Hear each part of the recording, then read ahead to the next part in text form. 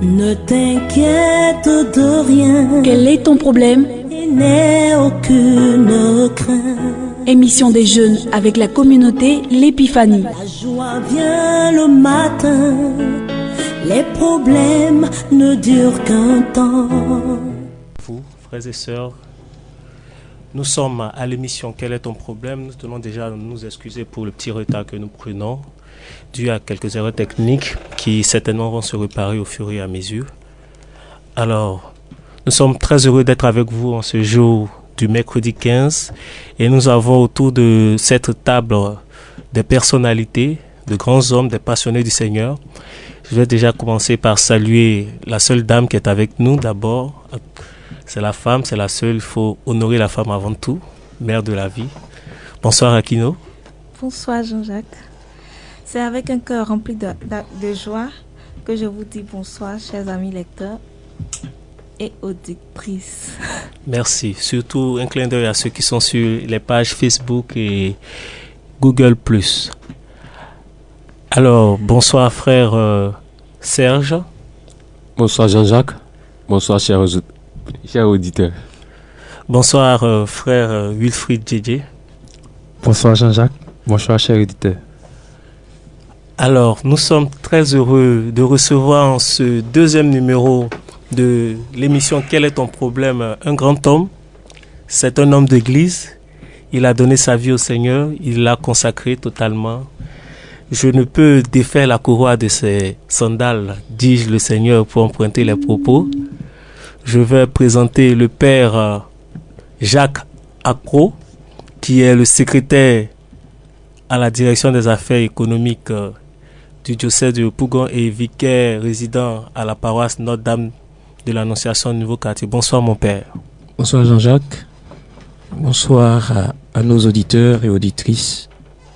Merci beaucoup. Alors, comment ça s'est passé la Pâques? Et j'aimerais profiter aussi pour dire joyeuse Pâques à tous ici et bonne fête de la Divine Miséricorde, puisque nous sommes dans la semaine de la Divine Miséricorde. Comment ça s'est passé? Miss Aquino, comment tu as vécu la Pâques? C'est bien passé pour moi. Comme tu le dis bien, nous sommes dans la semaine de la Divine Miséricorde et c'est la semaine de mon anniversaire, donc je bénéficie de cette miséricorde-là. Beaucoup, beaucoup, beaucoup. Amen, amen. Alors les frères, comment ça s'est passé la Pâques? J'espère qu'il n'y a pas de baoulé ici, pas qui nous. Non. Bon, la Pâques pour moi c'est bien passé. Fêter en famille, bon, c'était bon. Amen, amen. Frère DJ. Et on a fait l'effort de vivre les différentes célébrations que l'Église nous a données.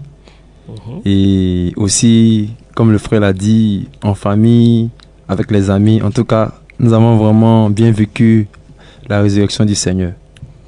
Que dira notre Père qui est à côté de nous?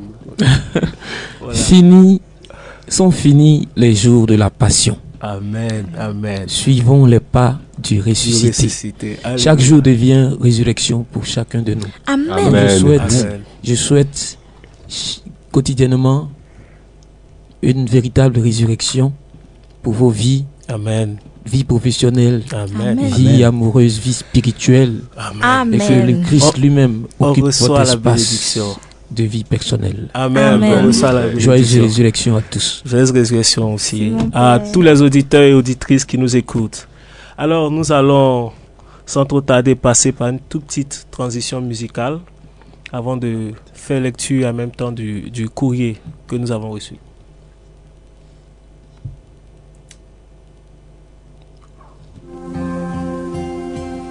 Envoie ton esprit saint, ton feu d'amour divin, déploie ton cœur et viens nous sauver. Délivre-nous de nous, délivre-nous de tout ce qui refuse en nous.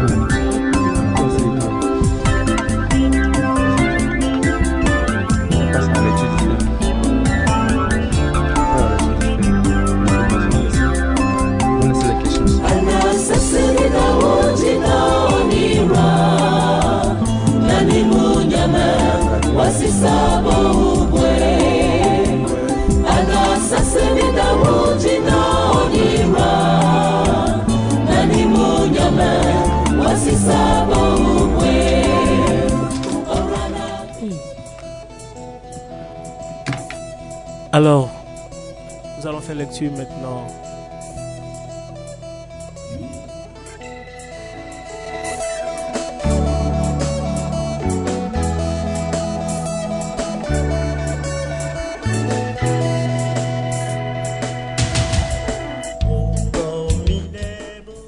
Alors, nous allons faire lecture maintenant du courrier de ce jour. Allons-y, Miss Aquino. Lors de l'émission 0, lequel est un problème, nous avons reçu l'appel d'une auditrice, mère de 3 enfants, âgés de 3, 12 et 17 ans. Mais il s'avère que celui de 12 ans lui cause beaucoup de soucis parce que très envieux. Il désire qu'on lui achète tout ce qu'il voit, sur ou avec ses amis. Malgré tout ce que sa mère peut lui dire, afin de lui faire comprendre qu'il ne peut pas tout avoir. Quels que soient les conseils que cette mère et son entourage familial ont pu donner à cet adolescent, il reste le même. Alors, elle aimerait bien que nous essayions de lui apporter des solutions de peur que ce garçon ne dérive. Alors nous allons demander à Miss Aquino de refaire la lecture. Je reprends. Lors de l'émission 0 de Quel est ton problème, nous avions reçu l'appel d'une auditrice, mère de 3 enfants, âgés de 3, 12 et 17 ans. Mais il s'avère que celui de 12 ans lui cause beaucoup de soucis parce que très envieux. Il désire qu'on lui achète tout ce qu'il voit, sur ou avec ses amis. Malgré tout ce que sa mère peut lui dire afin de lui faire comprendre qu'il ne peut pas tout avoir. Quels que soient les conseils que cette mère et son entourage familial ont pu donner à cet adolescent, il reste le même. Alors, elle aimerait bien que nous essayions de lui apporter des solutions de peur que ce garçon ne dérive. Voilà, voici le mot de cette mère, le cri de cœur de cette maman.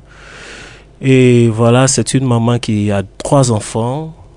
Et le deuxième qui a le jeune adolescent qui rentre dans son adolescence, qui a 12 ans, est un peu envieux. Tout ce qu'il voit chez ses amis, qu'il semble être beau ou bien à la mode, ça l'intéresse. Il veut forcément avoir ça. Il fait un peu de difficultés à ses parents tant qu'il ne les a pas.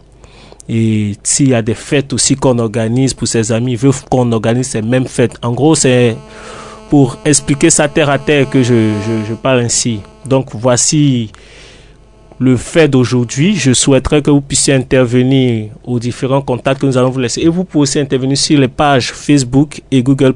Donc, alors Aquino, tu vas rapidement présenter, rappeler les numéros de téléphone. Alors, les numéros, nous avons le 59 55 54 24. 59 55 54 24. Nous avons le 60 35 36 37. Le 60 35 36 37. Nous avons également le 03 43 30 34. 03 43 30 34. Voilà. Donc les numéros ainsi ont été présentés. Le fait aussi est donné. Nous attendons vos différentes réactions un peu aussi sur le truc. Mais déjà, il y a quelques réactions depuis plus d'une semaine sur les différentes pages Facebook, Google+. Alors nous allons faire lecture. Frère Serge, déjà. Ok.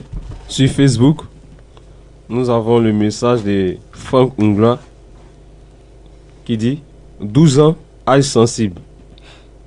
C'est vrai, comme on le dit entre nous jeunes. Dans tous les cas, il y a 2 cas. Phase A, conseil. Phase B, chicotte suivi de conseil. Ah, là, lui, il est vilain. Hein. Voici ces 2 propositions. On conseille le jeune adolescent ou bien on le conseille et puis... Tout en le corrigeant. Tout en le corrigeant, voilà. Voici quelques solutions. À l'africaine, bien sûr. Allons-y. Martine Cabanon qui dit je pense qu'il nous faut plus d'infos complémentaires pour analyser la situation.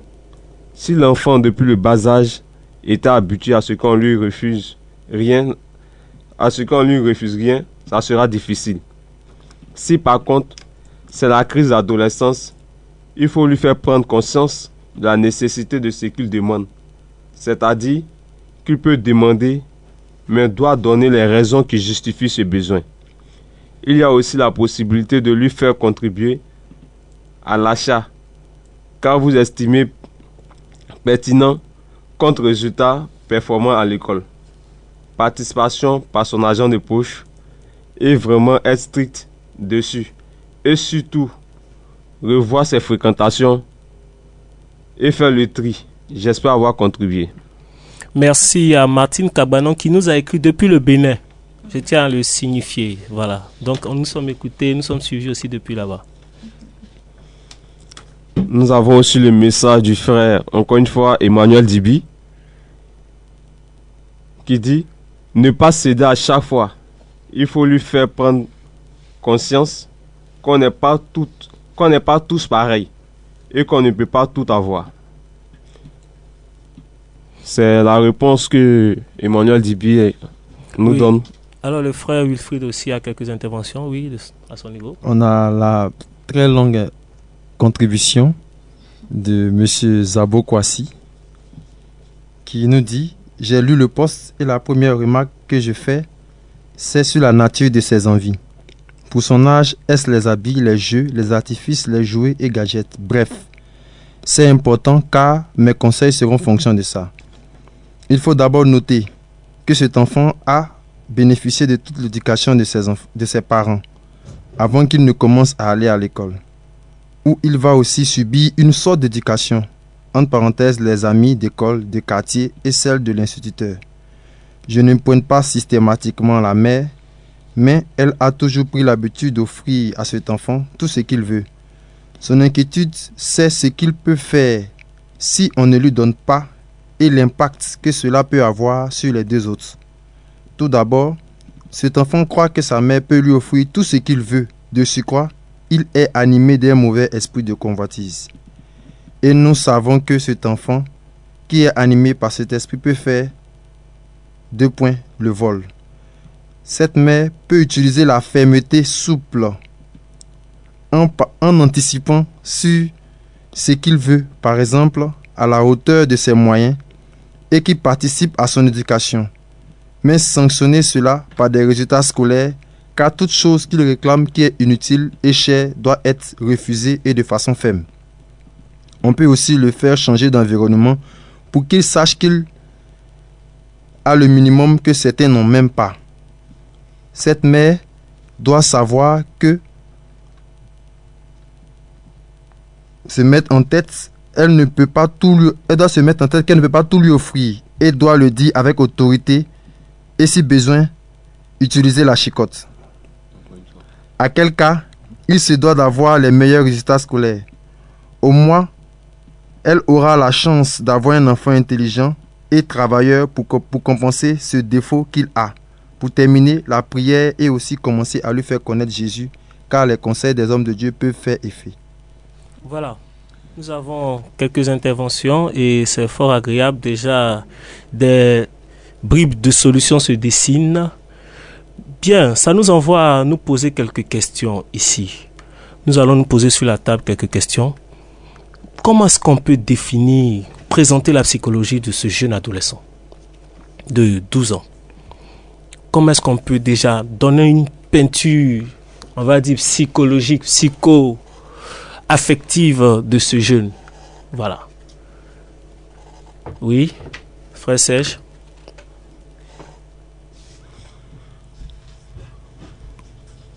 Bon, je peux déjà dire que cet enfant évolue clairement dans l'adolescence.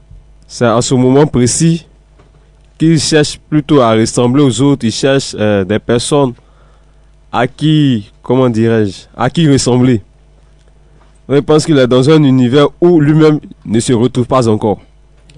Il cherche ses repères en voyant un peu ce qu'il apprécie avec les autres, en voulant ça. Ok, merci, oui. Moi, pour résumer cet enfant, je peux dire qu'il n'a pas de personnalité. Un enfant sans personnalité, Voilà. d'accord. D'accord. Donc Akino dit n'a pas de personnalité. Serge dit que c'est un peu un suiviste qui est en quête de repères, en quête de personnalité. En quête de repères, un enfant qui est en quête de repères. Oui, alors, frère Wilfried. Bon, à la suite des autres frères, on peut dire que ce jeune adolescent est un peu guidé par tout ce qui tourne autour de lui, puisque c'est lorsqu'il voit des éléments sur ses amis qu'il veut aussi ces choses-là.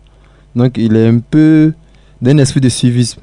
Il ne cherche pas à découvrir en lui-même ce qu'il veut vraiment, mais il se laisse attirer par tous les courants qui sont autour de lui. Bon, on peut exprimer cela. D'accord, c'est intéressant. Je ne sais pas si mon père peut-être pourra donner un tout petit mot d'abord avant son intervention, c'est sûr. Voilà. Bon, c'est vrai qu'on parle de psychologie de l'enfant, mais ici, quand on observe l'attitude de cet enfant-là, on décèle une double personnalité. Il y a une fausse personnalité qui est extériorisée, c'est-à-dire ce que les parents désirent voir l'enfant être. Et donc l'enfant joue le jeu, voilà, selon le milieu dans lequel il évolue et le niveau de vie matérielle, je veux dire social, le cadre de vie sociale des parents.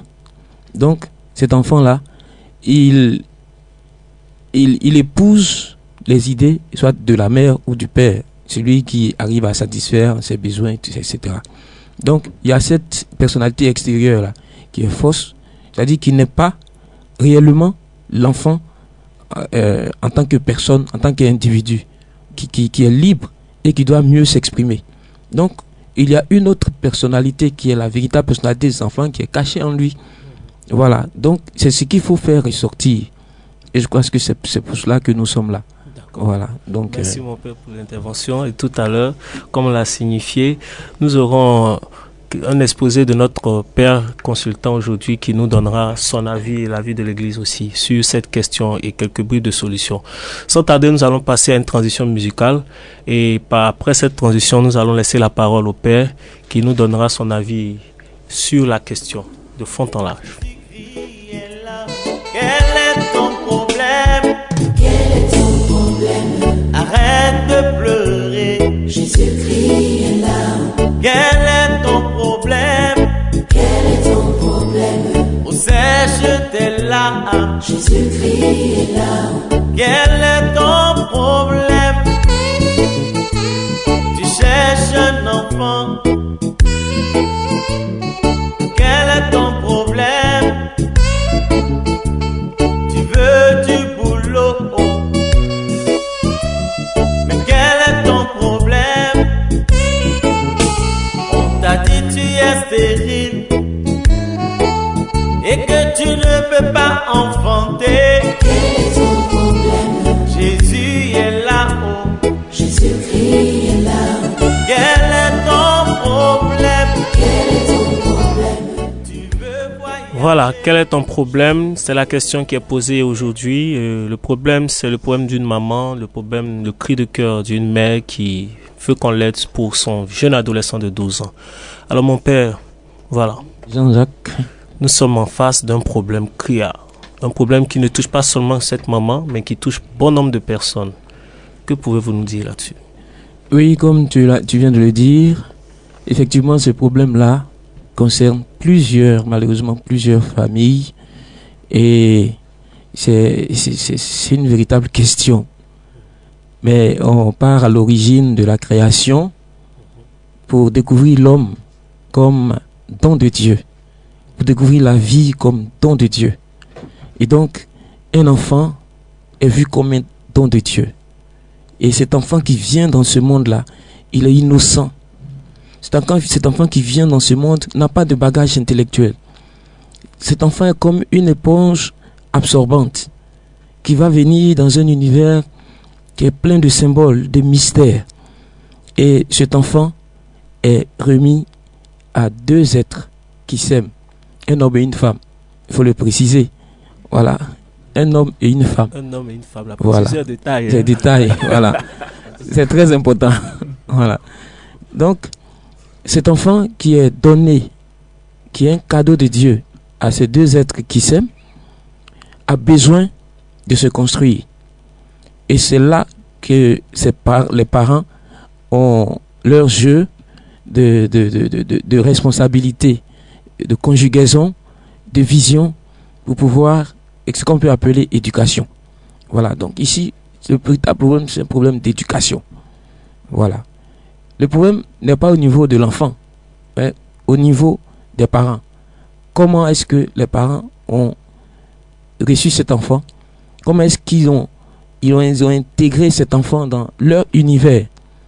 Et donc, l'enfant, comme je l'ai dit, éponge absorbante, l'enfant épouse les idées de ses parents. L'enfant copie ses parents. L'enfant voit ses parents vivre. Et si cet enfant-là, bon, ça dépend aussi de l'univers, hein, voilà, de l'environnement, je veux dire. Un enfant qui a évolué à Cocody, il a ses principes de vie, il a ses choix. Ah, c'est ça. C'est un choco. C'est un choco. Un enfant qui a évolué à Yopougon, lui ici, il a mis son gaba. Vous voyez un peu. Un enfant qui a Bobo. Donc, quand on prend les différentes, je veux dire, les différentes communes ou les quartiers, l'environnement, oui, on voit déjà la personnalité de l'enfant et ses choix.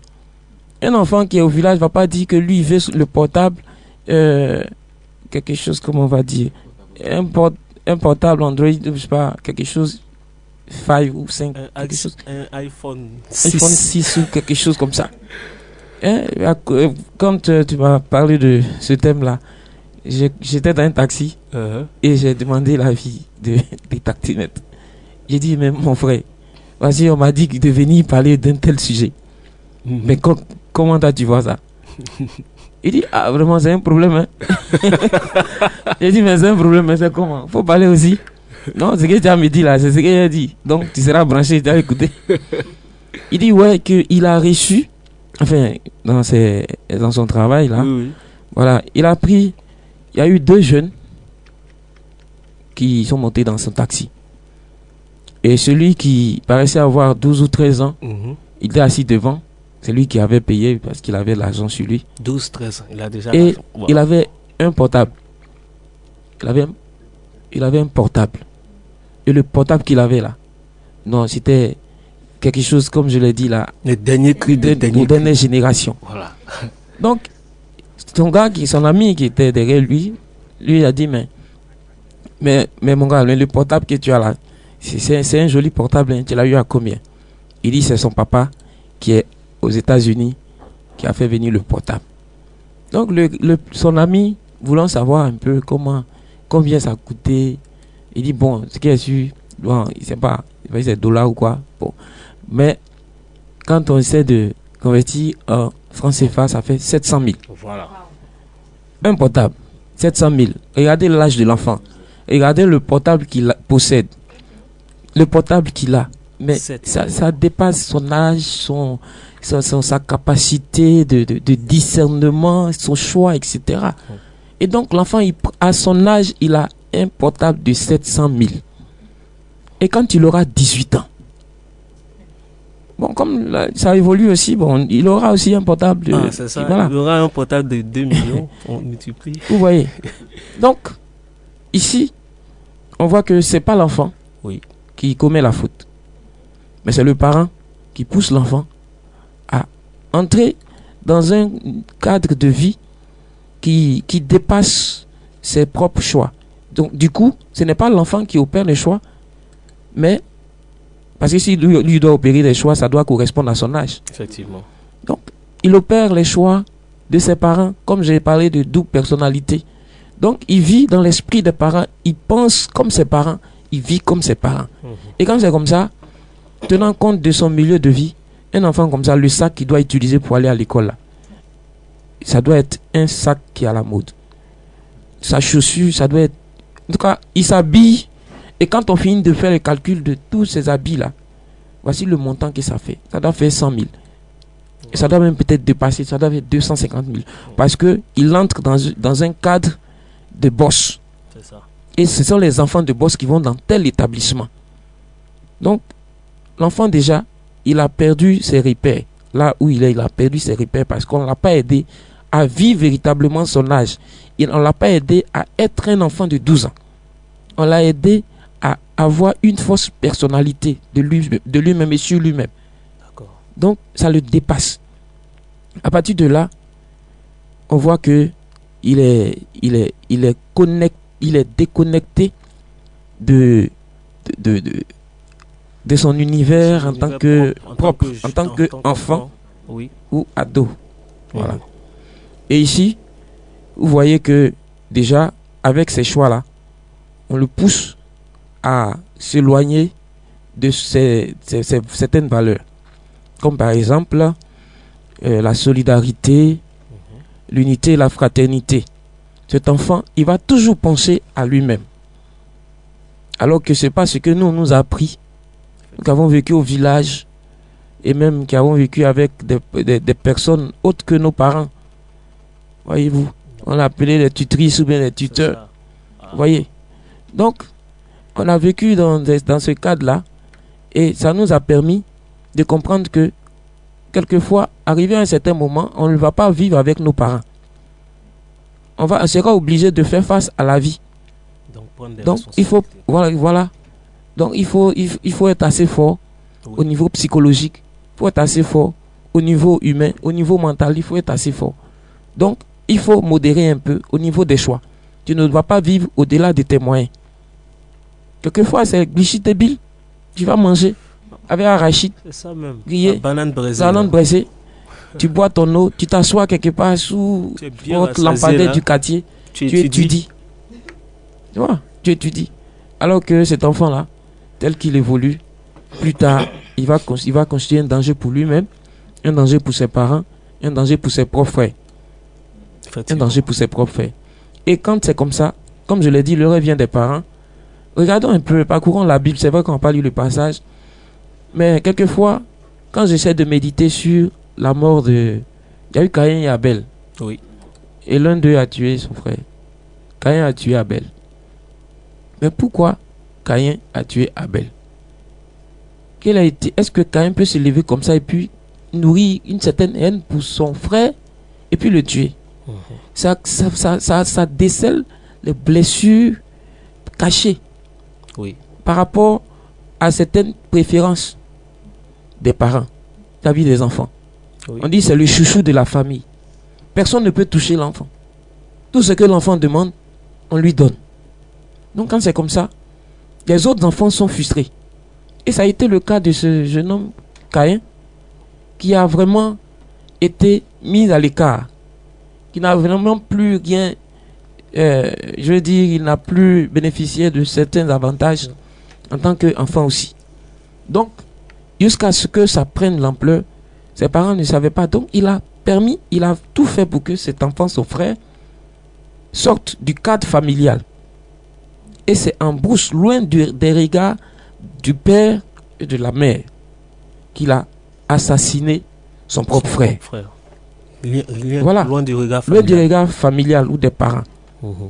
Donc, du coup, la responsabilité des parents revêt d'une importance capitale. Les parents doivent protéger les enfants.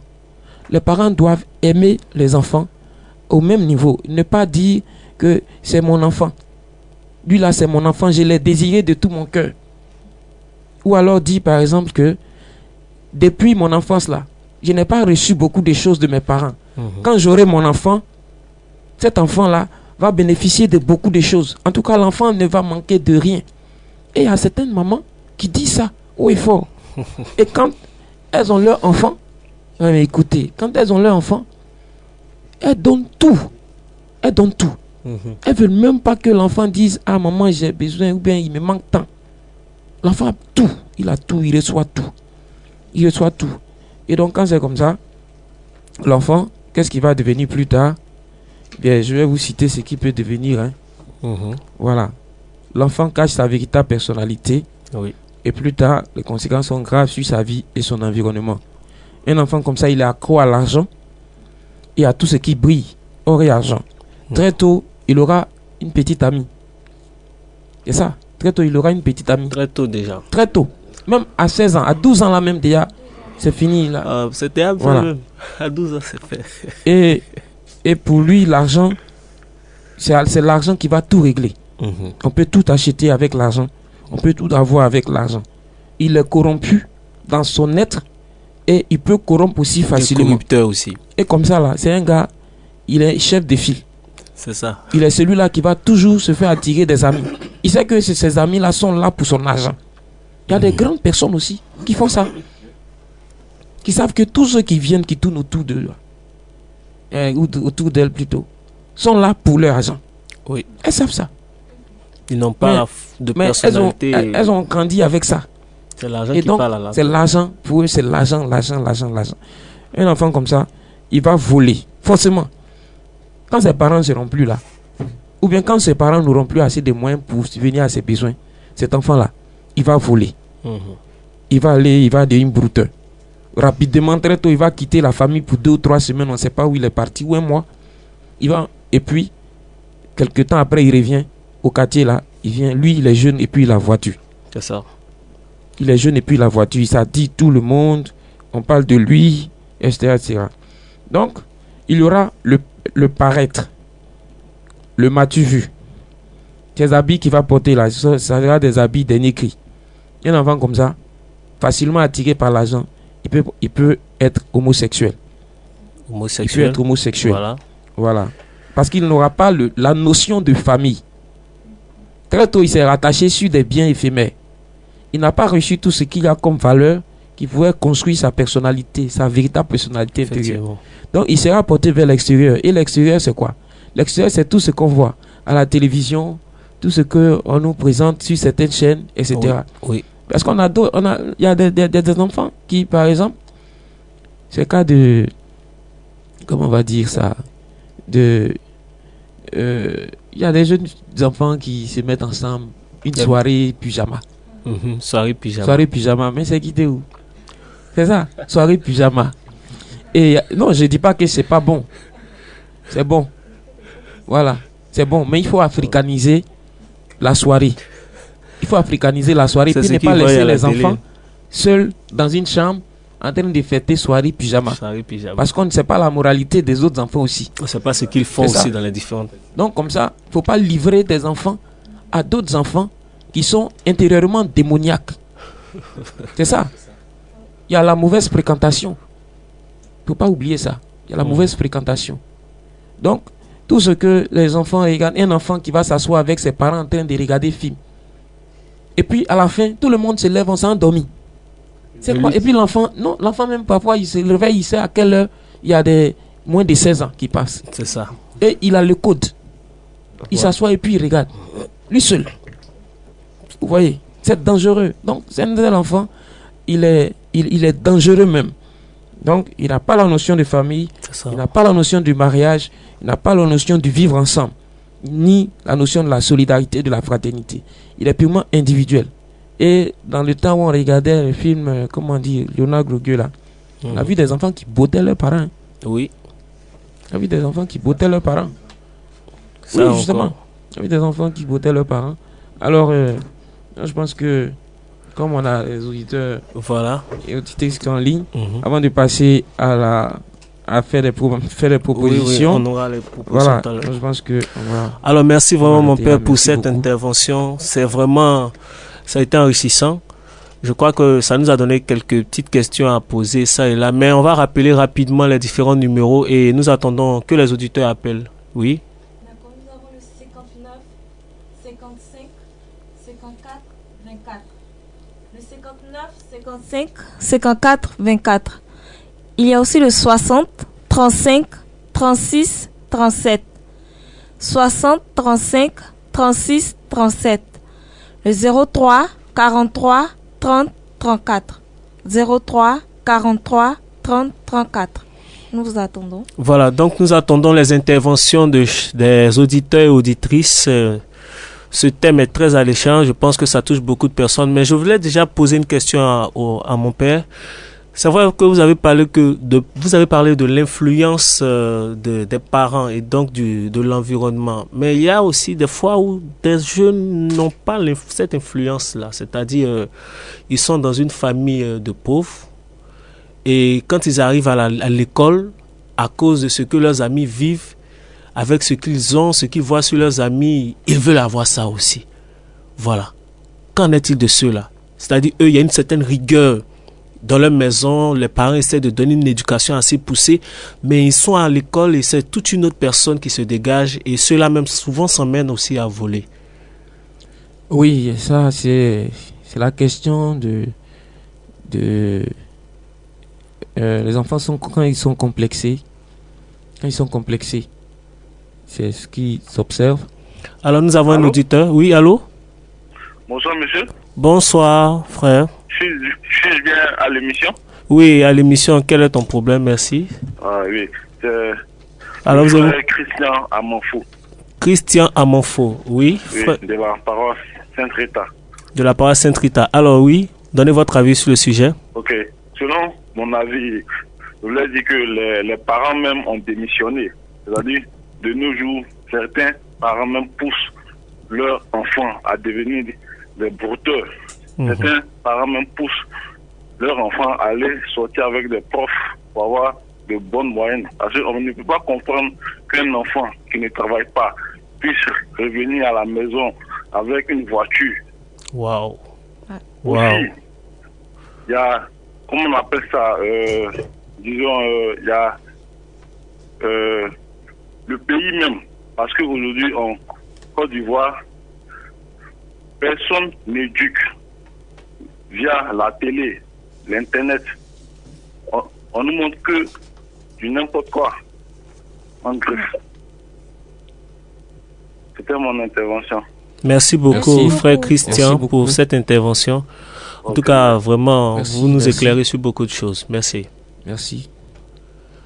Alors, mon père, voici une belle intervention aussi. Il parle des enfants, des parents qui ont démissionné, des parents même qui poussent leurs enfants à pouvoir entrer dans ce phénomène-là. Donc, je pense que ça rejoint un peu... Oui, nous sommes des pasteurs et nous savons que la famille occupe une place de choix dans la société ecclésiale et dans toute société d'ailleurs. Et nous savons aussi que sans famille, il n'y aura pas de valeur. Sans famille, il n'y aura pas de valeur. Il n'y aura pas de personnalité. Il n'y aura pas de société.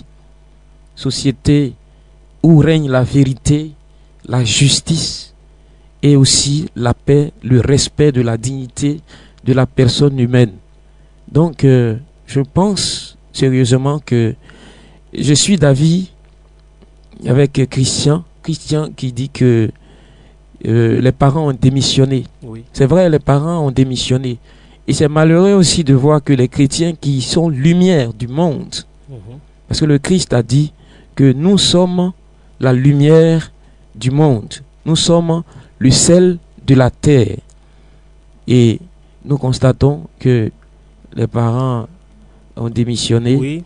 Et que la société aussi influence nos familles chrétiennes. Merci mon père. Voilà. Oui, nous avons encore un auditeur en ligne. Allô, bonsoir. Allô, bonsoir. Oui, mon père, bon, continuons. Je pense qu'on a perdu l'auditeur. Alors, rapidement, mon père, on va aller directement aux solutions, puisqu'il ne nous reste plus assez de temps, me signale-t-on. Vis-à-vis de tout cela, qu'est-ce qu'on peut dire à cette maman qui attend beaucoup de nous? Elle a besoin de solutions. Je pense que les différentes interventions sur les pages des réseaux sociaux nous ont quand même donné quelques pistes, mais je pense que le Père va nous en dire plus sur ces différents. Bon, je vais lire rapidement un passage. Oui.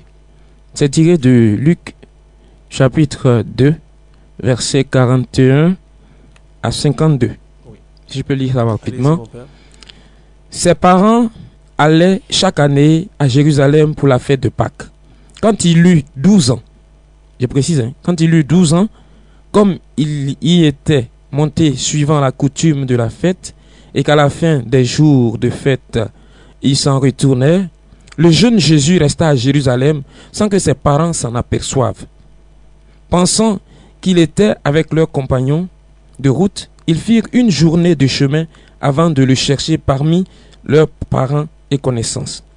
Ne l'ayant pas trouvé, ils retournèrent à Jérusalem en le cherchant. C'est au bout de 3 jours qu'ils le retrouvèrent dans le temple, assis au milieu des maîtres, à les écouter et les interroger. Tous ceux qui l'entendaient s'extasiaient sur l'intelligence de ses réponses.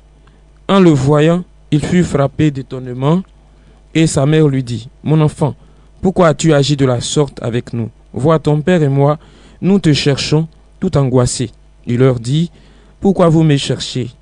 Pourquoi donc me cherchiez-vous? Ne savez-vous pas qu'il me faut être chez mon père? » Mais eux ne comprirent pas ce qu'il disait. Puis il descendit avec eux pour aller à Nazareth. Il leur était soumis et sa mère retenait tous ces événements dans son cœur. Vous voyez, cet enfant, il a 12 ans.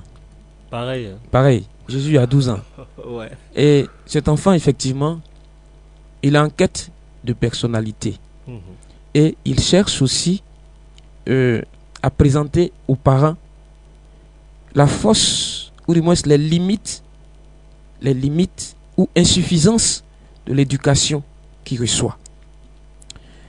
Quel cadre approprié pour aider l'enfant à retrouver sa propre identité? J'ai dit qu'il y a une double personnalité ici. Oui. Il y a la personnalité extérieure qui est focalisée sur la société, sur ce que la société nous présente, et avec les films, avec Internet, etc., les comptes valeurs et tout ça. Et il y a l'être intérieur qui devient un être nouveau, qui devient l'être, la personne même, le nouvel Adam. Voilà, l'être voulu par Dieu, créé par Dieu. Voilà. Donc ici, le cadre approprié, c'est là où Jésus se trouve. À 12 ans, il est plus ouvert à ce qui est aux religieux.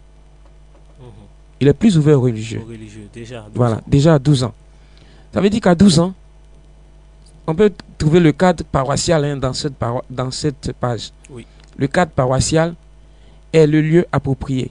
Il y a un autre élément, le rassemblement. Oui. C'est aussi un élément important. Donc, les parents doivent aider les enfants à aller à l'église et à découvrir l'autre paternité. Pas seulement la paternité biologique, mais la paternité divine. C'est-à-dire la paternité de Dieu, Dieu comme Père. Donc l'enfant va à la rencontre de celui qui l'a créé. C'est pas le Père là qui l'a créé, comme au début j'ai dit, c'est un don de Dieu à sa famille, à deux êtres hétéros. Voilà. Homme et femme. Homme et femme. Voilà. Donc le cadre devient la paroisse devient le lieu approprié de la redécouverte de soi. Voilà. De la redécouverte de soi. Donc, il découvre et d'une expression libre de sa personne. Voilà. Donc, quels sont les mouvements, quels sont les groupes de prière, quels sont les éléments qui sont en place sur la paroisse et qui peuvent aider l'enfant à mieux se développer. Donc, il y a aussi les CVAV, oui. Il y a les scouts, il y a Chorale Enfant. Si j'ai un auditeur en ligne, j'arrête. Non, allons-y. On est en train de boucler. Voilà, il y a Chorale Enfant. Il y a aussi les servants de messe. Les servants de messe, oui. Voyez-vous, il y a les servants de messe. Et aussi, il y a le MEJ, le scoutisme, etc. Ça va? Bien. Merci beaucoup pour cette émission et nous allons mettre fin à cette émission. Merci tout beaucoup. En rappelant que nous sommes heureux d'avoir participé à cette émission. Rendez-vous dans 2 semaines. Nous n'avons pas eu le temps de pouvoir faire lecture du courrier qui arrive de la semaine prochaine. C'est pas bien grave. Rendez-vous sur les différents réseaux sociaux et que Dieu nous bénisse.